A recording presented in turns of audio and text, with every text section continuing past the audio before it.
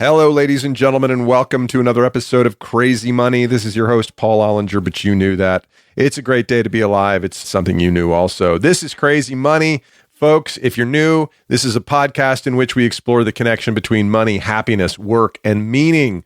Today's episode is an encore episode with Jonathan Rauch from the Brookings Institution. He is the author of a book called The Happiness Curve, Why Life Gets Better After 50. And this is a really interesting, important conversation for anybody who is doing well in life and they're in middle age, but they don't quite feel like they've got everything dialed in exactly how they want it in life, despite all the objective success, all the trappings of life that they have achieved. For some reason, they don't feel 100% copacetic inside. We talk why that might be. The good news is you're not alone. I highly encourage you to stick around and listen to this episode.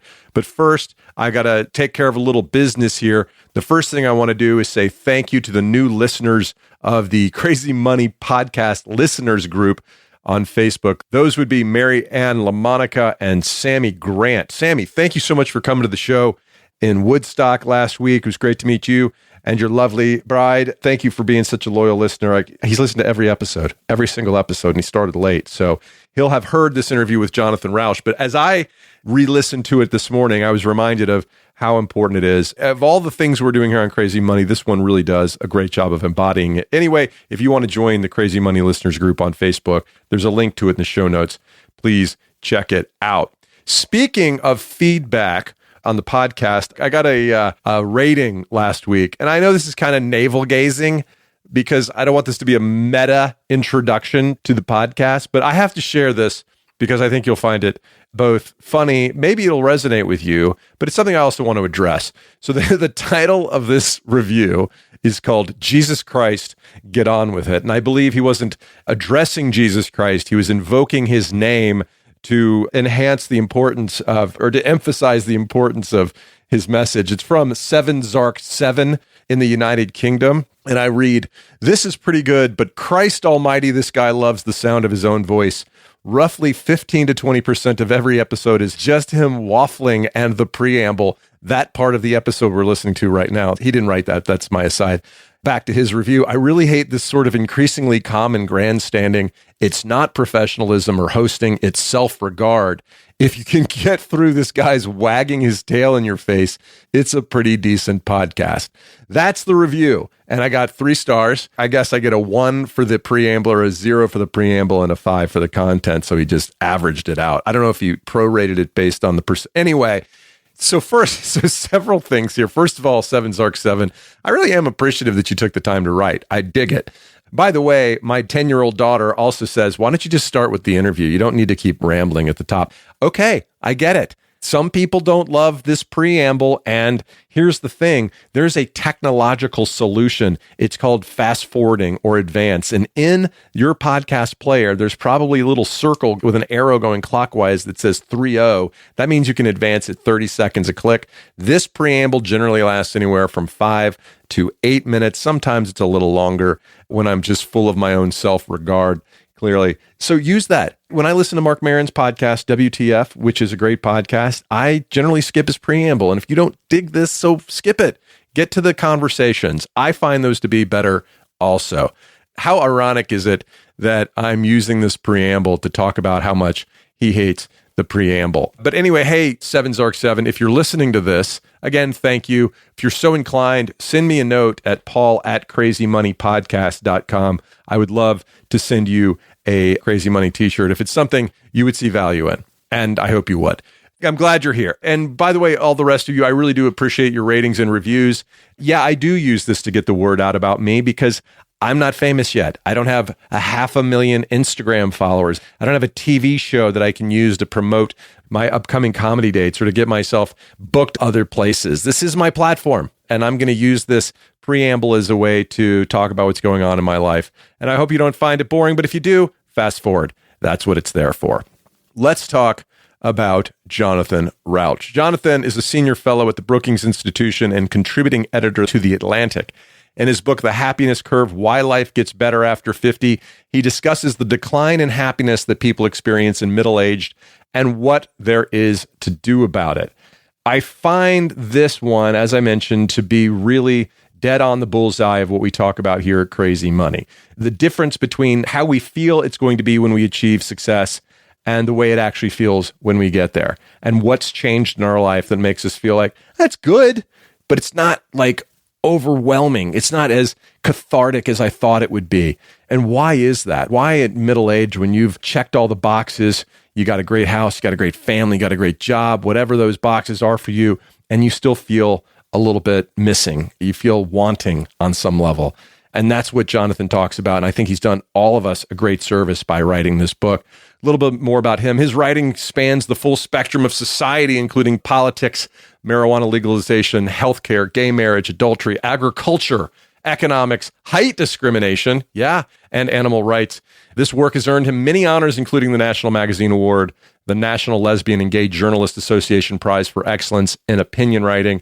You may have come across his writing when it has appeared in The Economist, Reason, Harper's, Fortune, the New York Times, Wall Street Journal, and many, many other prestigious publications. Please enjoy this conversation with Jonathan Rauch. All right, Jonathan Rauch, welcome to Crazy Money. It's great to be here. Thank you, Paul. Jonathan, you've written 6 books and many articles in innumerable publications on a wide variety of topics, including public policy, culture, and government. How did you get interested in the topic of happiness? My life got me interested. I was someone who was knocking it out of the ballpark, achieving my life goals in my 40s. Yet, as my 40s dragged on, I felt increasingly mired in a sense of ungratitude, a sense of malaise, a sense of disappointment. None of it made any sense. There was no reason for it. And the harder I tried to understand it, the more I felt like maybe there's something wrong with me. And this went on for quite a while. It wasn't a midlife crisis. I just had this it was like living in a drizzle all the time, a drizzle of disappointment.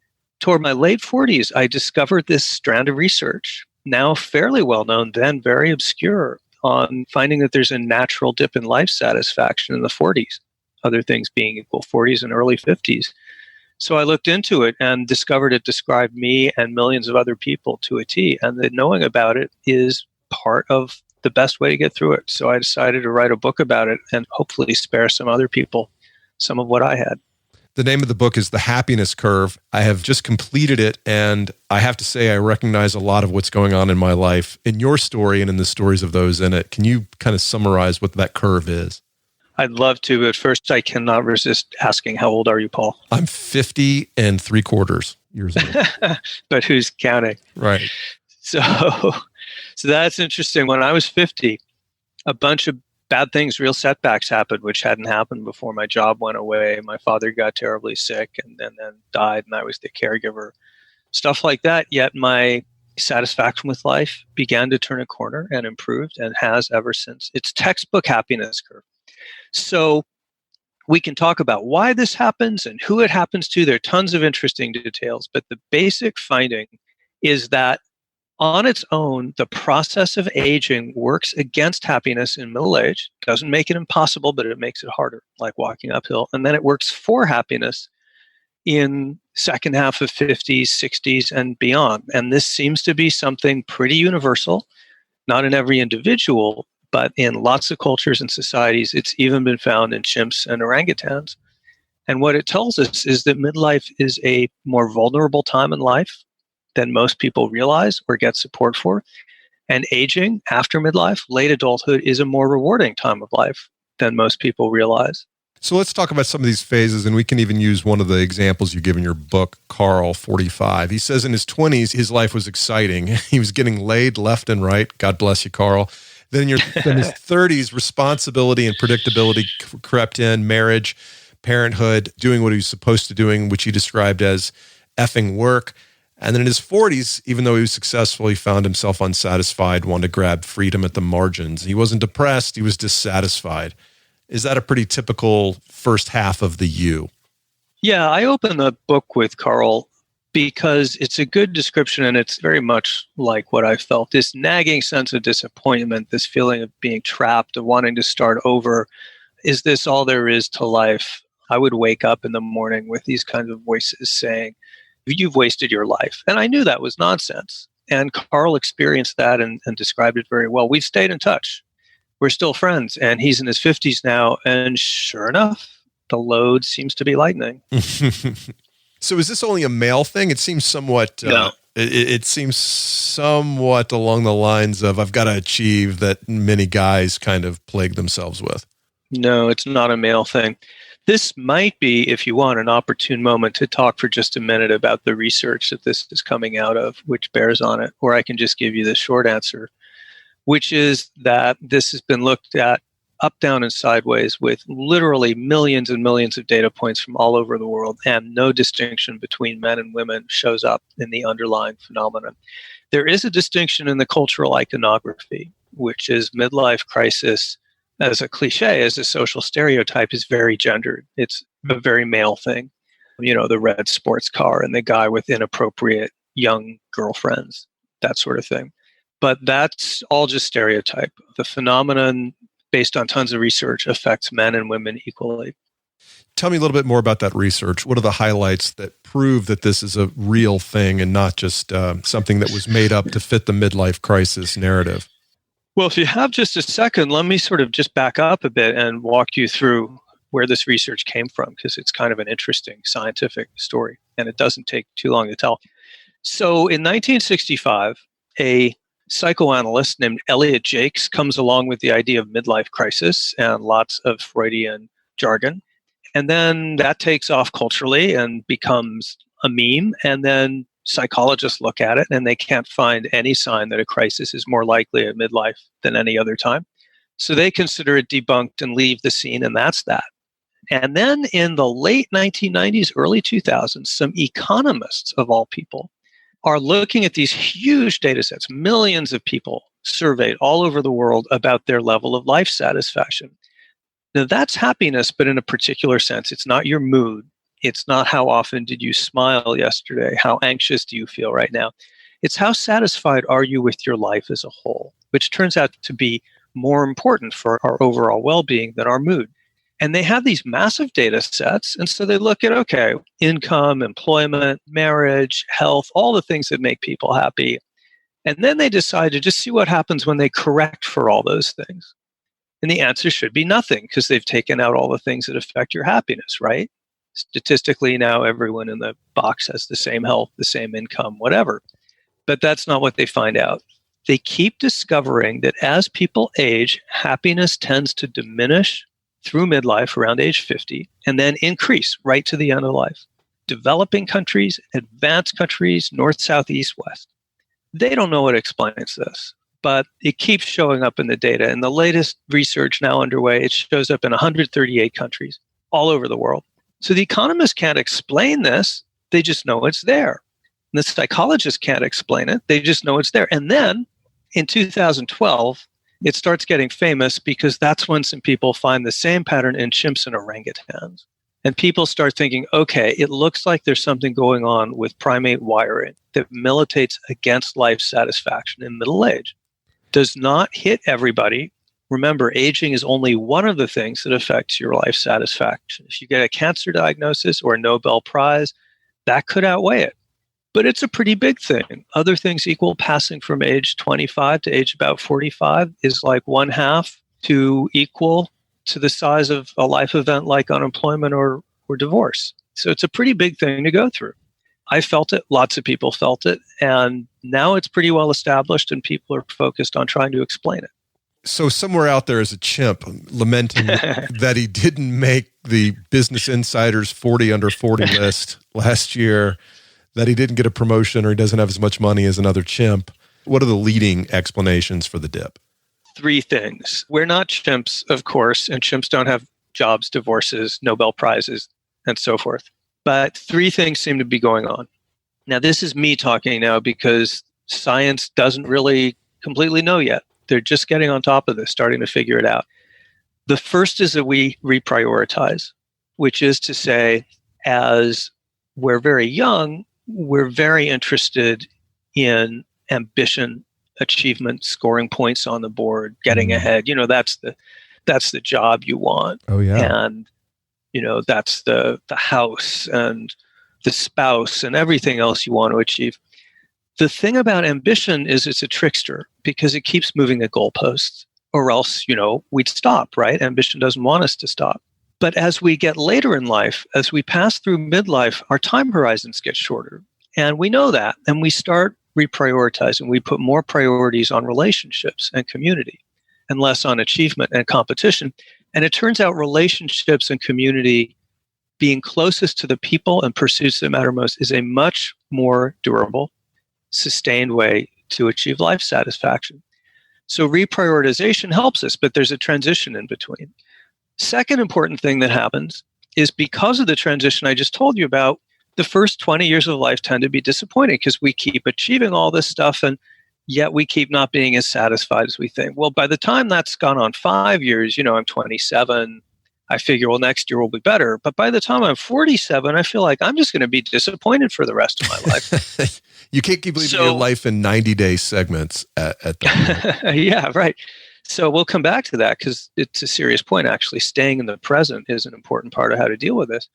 But by 45, 47, I was disappointed in my past and pessimistic about my future. And I thought maybe my character had changed and I'd never be satisfied with life.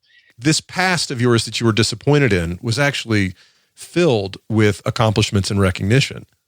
Right. But the way we're structured, especially when we're young, is we put the accomplishments in our pocket. They become the new baseline.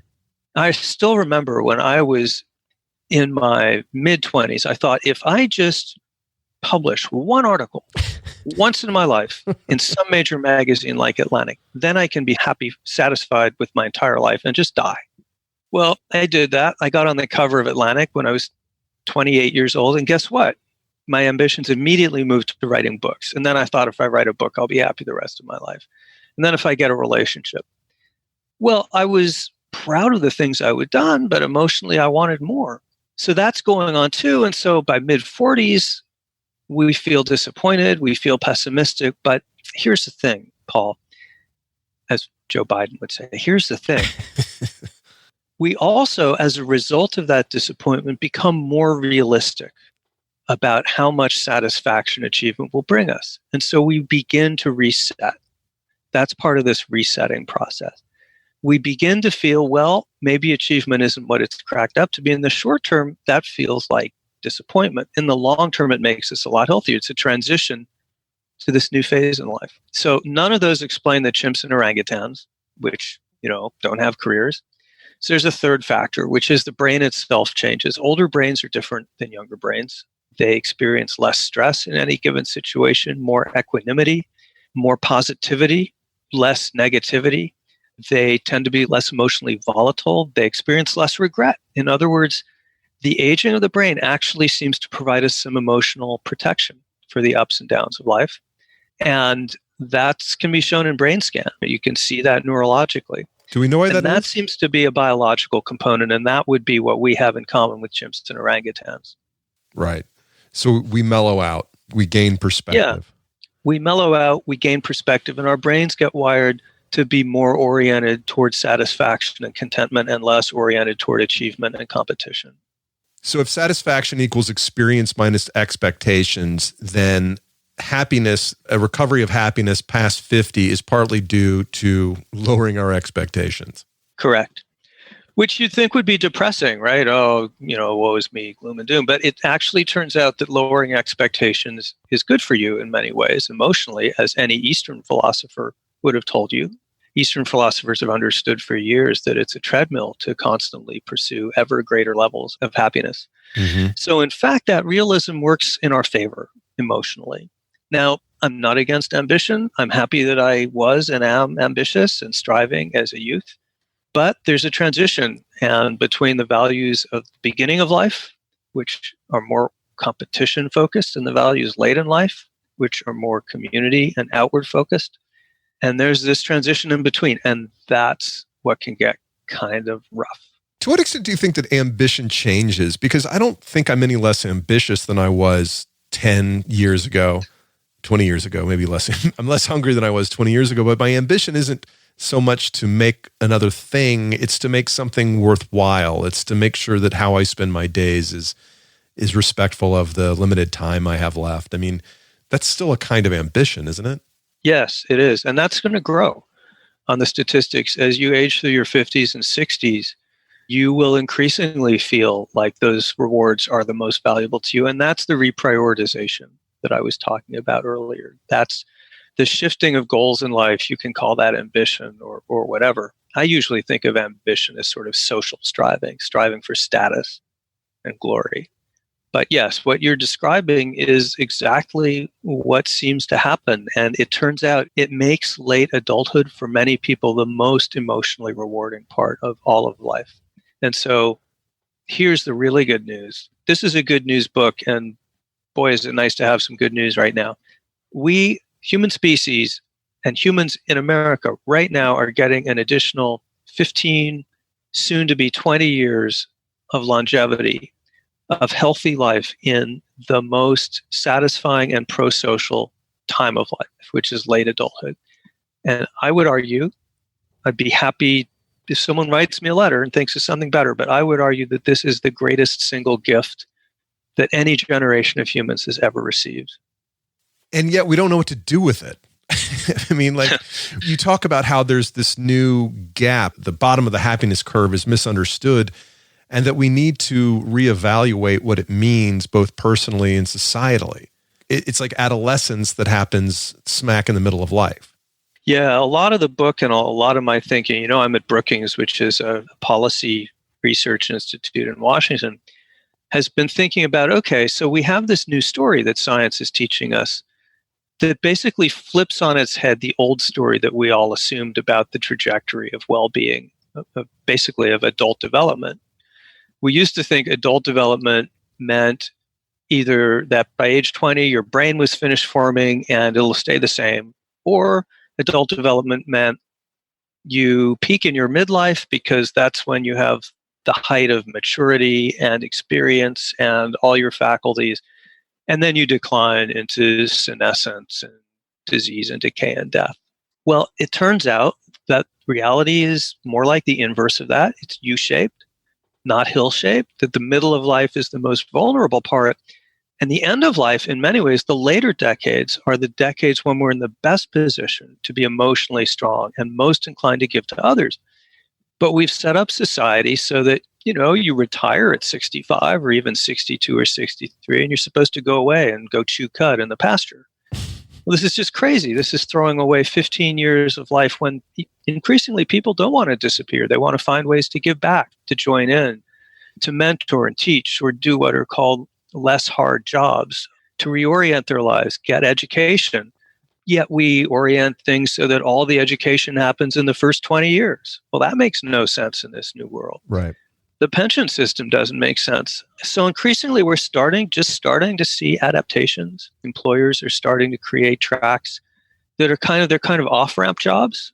They allow people to keep working, but in less time-consuming capacities and roles often that have to do with mentoring. We're starting to see higher education respond with programs for adults who are relaunching. We're starting to see an encore career movement for people who want to take advantage of this second stage of life. The emergence of support groups, all of this very embryonic. The big thing that's going to be hardest to change will be the government programs, which are all still designed on 1930s assumptions, which is you retire at age 65 if you're lucky to live that long, and then you live another 2 years and drop dead. Right. So I want to talk about where we go from the bottom of this dip, but I want to talk a little bit more about that because I know a lot of people that are going through it and having a lot of, experiencing a lot of pain. Once an executive recruiter whom I respect a lot outlined for me kind of a career trajectory, and he said, in your 20s you learn, in your 30s you burn, in your 40s you earn. But he didn't have anything that rhymed for the 50s. I was like, okay, and then what? Earn some more? What do you do after that? Like, where do you go? Well, I'm going to go with turn for the 50s. I like it. There you go. Okay. Talk to me about that. And that's the process we've been talking about. Once you're in this transition and coming out the other side, people are likely to feel a need to do some self-reinvention. Their values have changed after all. They've got the house. They've probably got the relationship. Maybe they've been through unemployment or divorce, but they know what life looks like. They don't want to do the same thing for the next 20 years. So this is the time in life when we start thinking about a relaunch and making a turn that realigns our life with our values. And that's where it's important. Huge message of this book is midlife transition should not be a DIY project. I tried to do it in total isolation because I was ashamed of myself. I thought there must be something wrong with me. I'm ungrateful. I have no reason to be. I didn't even tell my husband about it. And the result of that was that the isolation and shame compounded the underlying problem and turbocharged it. And that happens to tons of people. So what needs to happen instead is when we start hitting this age where we want to transition, where our spouse or loved ones or family or friends want to transition, we need social structures to support that, meaning education programs and relaunch programs and the institutional supports I talked about a minute ago. But more than that, we need each other. This should not be a DIY project. Right now, if someone complains, if you went to someone and said, I'm 50 and I've met all my dreams and I'm still unhappy, they might say something like, gee, Paul, when are you getting your red sports car? Midlife crisis, huh? Right. No one wants to be a punchline. The midlife crisis meme has been terribly destructive because it says there's something wrong with you. It's a crisis if you're going through this transition. And that would be like telling teenagers, you're in crisis and it's all a big joke. Don't come and tell me about it. That's just crazy. So one of the first things to accept if you're going through this is that it's normal. That it is normal. In fact, it is beneficial. It is unpleasant if you're in it. But if I could wave a magic wand and make midlife transition, otherwise known in my case as my 40s, just be magically super happy, I would not wave that wand because there's a reason for this. This is a transition in our values and in our brains, and we need to go through it. It has a payoff, and it's very important for people to know that. It's normal, it's natural, it's healthy. It just needs to be managed well. But when you want to talk about it, say you're a very successful executive or professional, you're doing great objectively from third parties, it's not considered real good manners in the United States right now to complain about success, professional success. Yeah. I ran into that researching this book. People say, well, people who are going through this would say, well, I'm not telling anyone because this is such a first world problem. It's kind of morally condemned to be seen as complaining when you're supposed to be a master of the universe. So one answer to this was I went and looked at a company. It was a big advertising agency in Chicago. And advertising is a field where your employees' creativity and talent is your only asset. That's it. There's really no capital asset to speak of. So they were worried about burnout. And they did something really interesting, was they made coaching, life coaching, career coaching, accessible to pretty much everyone in their agency. And they made it normal. They recommended it. And they said, this is a non-stigmatized way. We're taking the stigma away. We're just expecting lots of people are going to be reevaluating and dealing with issues like burnout. And we're going to provide resources to deal with that. And that made it easy better for two reasons. Not easy, it's not easy, but better. One is you get the support. Coaching is a really good model for dealing with midlife. I'm really sold on it because it's not therapeutic. It doesn't assume there's something wrong with you that needs to be fixed. It assumes that your values are getting out of line with your life. So how do you move in the direction that your values want you to go? Totally healthy. But the second thing is this also took the stigma away. People were not, even senior executives could be upfront with each other. And even in some cases, they said with clients about, I'm going through this now and it's normal. And that also lightened the load. So not everyone can do that. Not everyone can afford to. But to me, it was an example of a different way of thinking about it, one that is not stigmatizing and blaming. Again, back to the theme of normalizing as a way to make people feel okay about going through this process.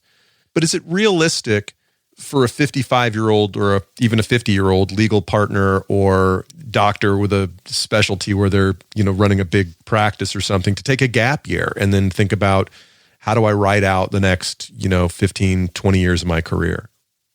Not at the moment. We're moving, we're edging just a little in that direction. One of the interesting proposals out there is let people take 1 year of their Social Security at age 50 or, in their 40s and 50s and apply it toward a midlife gap year.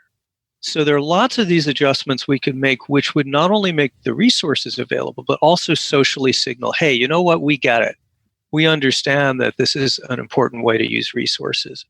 I predict that in 20 years, things will look a lot different. There will be a lot of paths through midlife that leave people feeling less bereft and disappointed and abandoned. But it will take a while. Tell me about some of the organizations out there that are addressing these. You talked about coaching at Leo Burnett. Tell me about some of the other organizations out there that are arising to address this real situation. Actually, I researched my book 3 years ago, so I'm not up to date because so much is going on. AARP actually is now on board with some of these issues. For example, and they're a huge organization. The best one-stop shop to go to, the kind of network of networks where you can find lots of the organizations that are involved, is called encore.org. That's ENCORE. And that's a nonprofit based in San Francisco, run by an amazing man named Mark Friedman, who has organized this giant network, the Encore network of education providers and social service providers and think tanks and researchers and academics, all kinds of things that are focused in all kinds of different ways on building this new model of life. There's an institute at Stanford headed by Laura Carstensen, a psychologist who's done some of the truly breakthrough work on understanding adult development and what goes on in midlife and beyond. And they're framing what they call a new map of life, which is going to revise thinking about adult development away from the old model that we talked about toward the new one, but also think about, okay, so what are the needs that people are going to have going through this at each of these stages, and begin plotting it out. And to me, that's intellectually exciting. There's lots of corporate stuff going on. There are institutes now arising at places like Stanford University, which are offering programs for highly accomplished adults repurposing in midlife. And the idea there, I think it's called the Distinguished Careers Institute, isn't just go back to school and learn a new trade, pick up accounting if you don't have it. Learn to code. Right? Right. It's not just learn code, but it's, these are accomplished individuals with a lot to give who want to make a transition in life. So it's the whole program. Like, they're getting liberal arts, they're getting conversations with each other. It's all about kind of a whole package for relaunch. And I'm just skimming the surface. To me, this is both daunting because there's so far to go, but also super exciting because we really are rewriting the map of adult development, the whole model of how we think about the structure of our lives. All right. You're in your early 20s. You're at the National Gallery and you're staring at Thomas Cole's The Voyage of Life. Tell me about the painting and what would you tell that 20-year-old man? Oh, it's hard to describe a painting in a podcast. It would be great if in the side notes you could put up a link. Sure, absolutely. So one of the ironies of this research is it sounds new, and in the world of science, it is new. In the world of art and culture, it's very old. Dante understood this. The Divine Comedy begins in midlife. In the middle years of life, I was lost in the wood, is how it begins. So Thomas Cole, great American artist, in 1840, does a magnificent series of 4 paintings in the National Gallery. They're called The Voyage of Life, Childhood, Youth, Manhood, which is middle age, and old age. And I stumble across them when I'm 20 years old. They're a huge attraction. Everyone who gets a chance should see them. They're wonderful paintings. The youth painting shows a person exactly the age I was then, 19, 20, reaching for a castle in the sky in this beautiful, in a boat on a river in a beautiful Edenic environment. And I saw that and think, yeah, that's me right now. I don't know what my future holds, but I hope it's going to be some magnificent achievement and all this emotional satisfaction that goes with that. So then I look at the next painting, middle age, called Manhood. It's a guy who looks to be about 40, which would have been middle-aged and halfway through adulthood in Cole's day. People didn't live as long. And instead of being at the peak of achievement, he's not like depicted as being king of the world. He's depicted in his boat on the river all alone, going through rapids under storm clouds without a tiller, just battered and beaten and praying to the heavens that he makes it through alive. It's a picture of distress. I'm looking at it on the inside cover of your book, and that's exactly what it is. Yeah, and when you look at it, so here's a really interesting thing about that painting, all of them actually. There's only one human being in it. There's no buildings. There are no other people. There's no sign of society. What Cole is doing in 1840, long before modern science figures it out, he's talking about inner psychology. He's talking about how the voyage of life feels from the inside, where we're all alone. And he's hitting it exactly right. But when I'm 20, I look at that and I say, well, I know one thing. When I'm 40 or 45, I won't feel that way, because if I ever even just get one article published somewhere, I know I'll be happy for the rest of my life. The irony, of course, is when I got to my mid-40s, I was exactly where Cole said I would be. Sure. Yeah. I encourage all of our listeners to click the link in the notes to these paintings, because it is funny. It looks exactly as Jonathan's describing it. And I think I never saw these until I read your book, but I felt the exact same way reading Fitzgerald when I was 19 or 20, working my summer internship, riding the MARTA train down to the bank and thinking, in 10 years, I'm going to be successful and rich and everybody will know how important I am. And it's like, and I got everything I ever dreamed of. And yet I still feel like that guy in the middle age going like, what the hell is going on? I'm not in control, That's exactly right. That's the beginning of wisdom. And it's important for people to know that high achievers can be especially prone to a midlife malaise, because we don't have a story to tell ourselves about why we're dissatisfied. And because you remember I said that age is just one variable, and there are lots of other things that determine well-being. Well, if you're a high achiever and things have gone well for you, you're in a much more exposed position to feel the effects of age itself, which is an underlying effect. I compare it in the book. It's like a river current. So if you're not facing storms or waterfalls or broken oars or sickness or starvation, and you're in your boat, you're going to feel that current.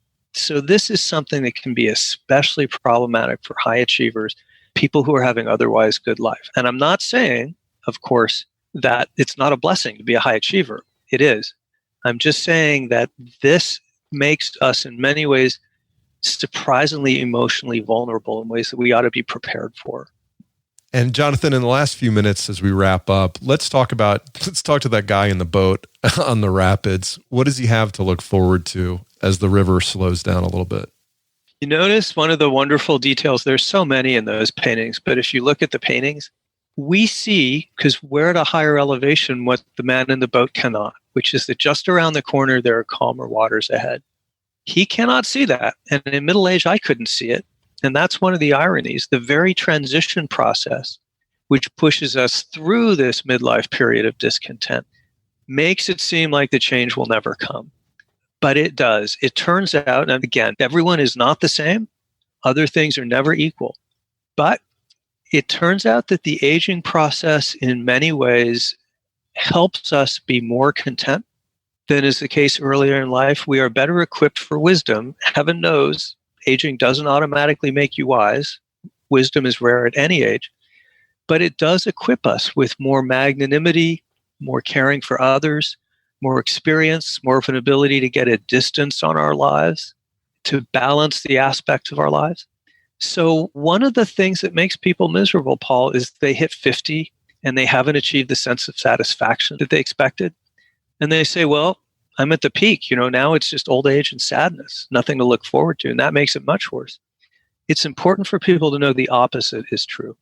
Chances are at age 50, you have another 20 or 30 years, which emotionally are very likely to be the best years of your life. The best part is only just happening. And just knowing that actually helps a lot to diminish the pain of going through a midlife transition.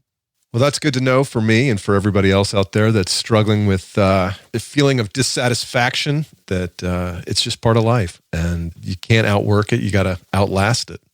Yep. And mainly you got to adapt to it, and don't worry. There's nothing wrong with you. Just I have tips in my book for how to deal with this, and maybe the most important is the simplest. Wait it out. Just remember, time is on your side. The name of the book is The Happiness Curve. It's by our guest, Jonathan Rauch. Jonathan, is there any other place on the internet where you might direct people who want to find out more about you and your work? Well, there's happinesscurvebook.com, which has the book and some blog posts that I do about it. And there's, for people interested in my work, that's not about happiness, which is a lot of it.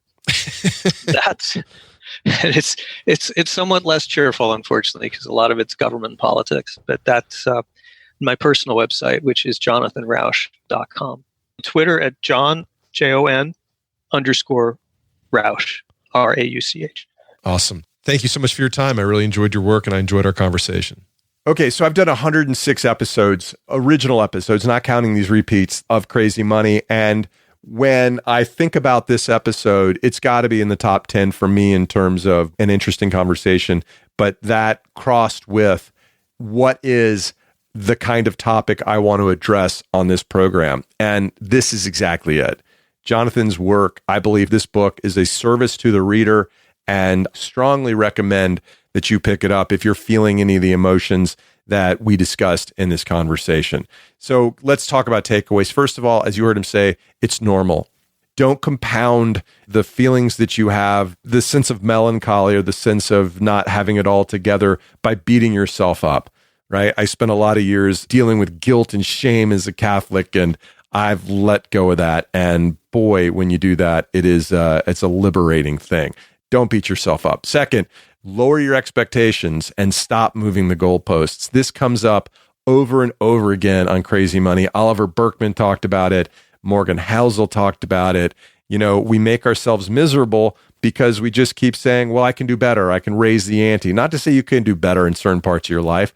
Don't make it harder on yourself than it needs to be. Be a good parent, be a good sibling, be a good friend. Those are the goals we should be shooting for in life. What can you do about it? Well, number one, I think as I come out of this, I'm going to keep meditating and using the practice of reflecting on the things that I'm grateful for as a tool to remind myself how fortunate I am, that I have a healthy, happy family that I'm connected to and committed to, that I have a good lifestyle, that I don't need to have more than I already have. Although I could want to, I could try to go for the next level, even though that's not going to make me any happier. So meditate on things you have to be grateful for. Secondly, as he said, wait. Just, run out the clock on some of the things that are making you unhappy right now. Maybe it's people in your life. Sometimes those situations solve themselves. Did I just imply that your friends who are causing you pain are going to die? I don't know. All I'm saying is what he said. Wait. Things sometimes have a way of working out. All right. Hey, I have some very exciting guests coming up over the next few weeks. I've got 4 original interviews teed up. I'm not going to tell you who they are, but it's everybody from a very famous musician, most well known for his albums from the early aughts. I know you'll find that conversation very interesting. A billionaire who is dealing with existential problems, and an old friend from high school who's going to tell us what it was like when she was paralyzed in a car accident her senior year of high school. And we're going to talk about that hedonic treadmill and how it works on the other side. Until then, folks, take care of yourself. And remember, every day's a great day. Mike Carano, do your thing.